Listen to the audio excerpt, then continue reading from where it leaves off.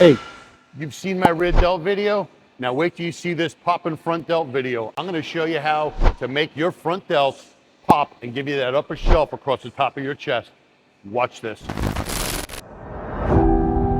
You guys caught me doing front delts. Well, let me tell you something.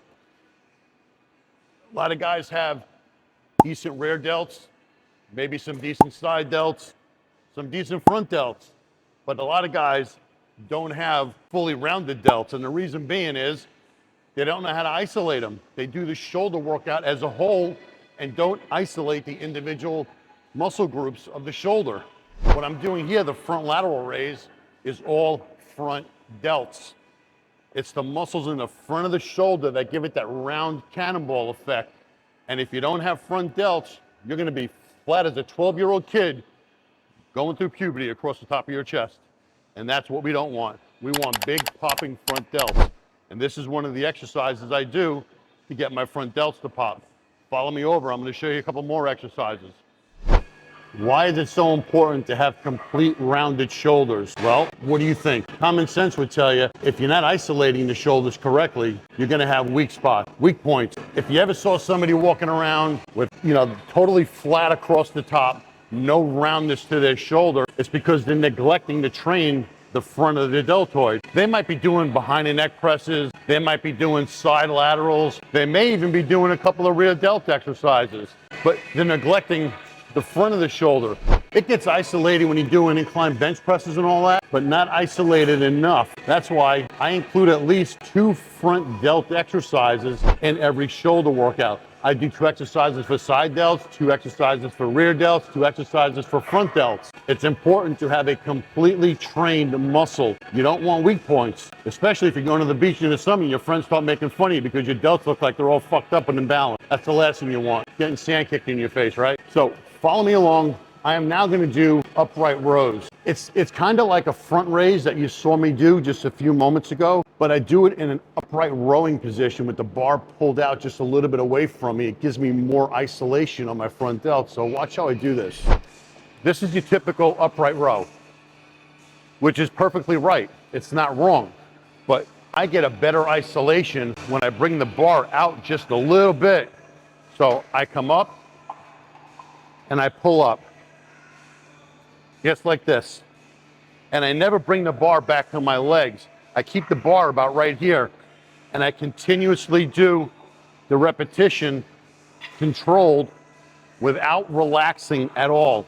I keep constant tension on the front delt, and I'm engaging the muscle and I'm flexing the muscle in the downward position. When the bar is here, I'm tensing the front delts and coming right back up. Just like this. Very important to get the muscle engagement. There's no momentum involved in this. It's all front delt. And let me tell you, I'm just using a 20-pound barbell.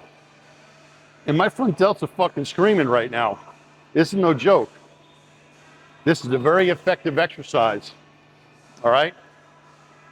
We're gonna go over and do one more exercise, and it's gonna be front military presses in the seated position.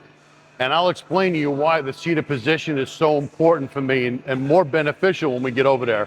So follow along. I'm here at the seated military press, or the seated behind the neck press, dual purpose machine, very nice machine. Back in the day, I would do military presses standing up. Why? Because I saw everybody else doing it standing up, especially when you watch the movie Pumping Iron, you saw Lou Ferrigno doing standing up military presses. And in my honest opinion, back then, 30, 40 years ago, you didn't know any fucking better. But as I progressed along and I realized pressing that bar overhead is a fucking balancing act. And there's so much strain on your lower back, unnecessary strain on your lower back. I prefer doing seated military presses.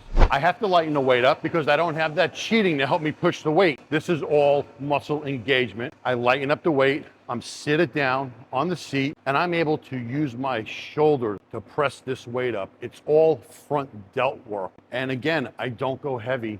I do concentrated high rep sets, and it's very effective. Watch how I do this, and this is gonna help you really put that top shelf on the front of your delt like you hear me talking about. All right, so watch how I do this. All right, I'm inside the machine, or I'm inside the cage, as you wanna call it.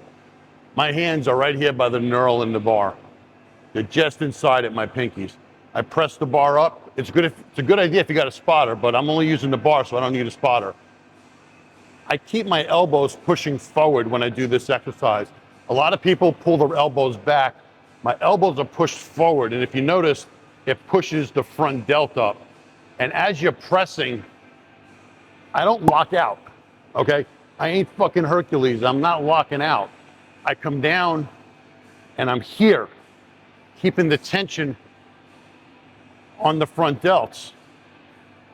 And they're controlled repetitions.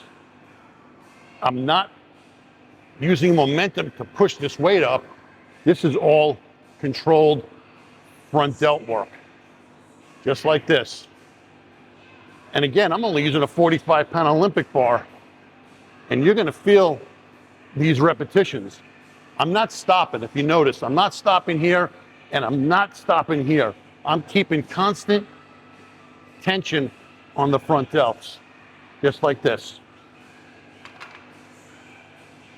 This is the way you engage the muscle and keep the muscle under time, under tension. You hear everybody talking about, all right?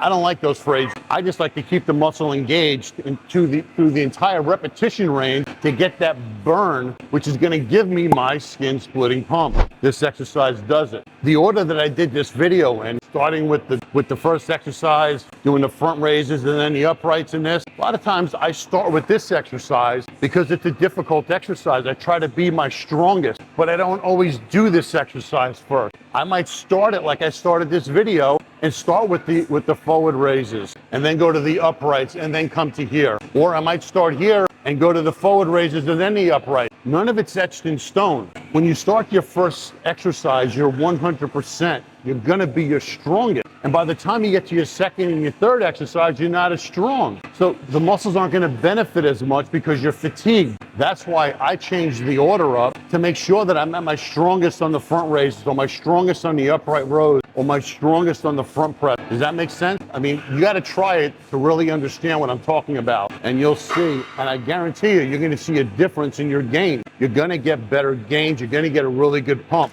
Change it up. None of this shit is etched in stone that you gotta do in any particular order. Constantly change it up. Change is good. Okay. Hey guys, thanks for watching my video. I appreciate you guys. My subscribers are climbing at a very rapid rate, and it's because of you. I love you guys. Thank you so much.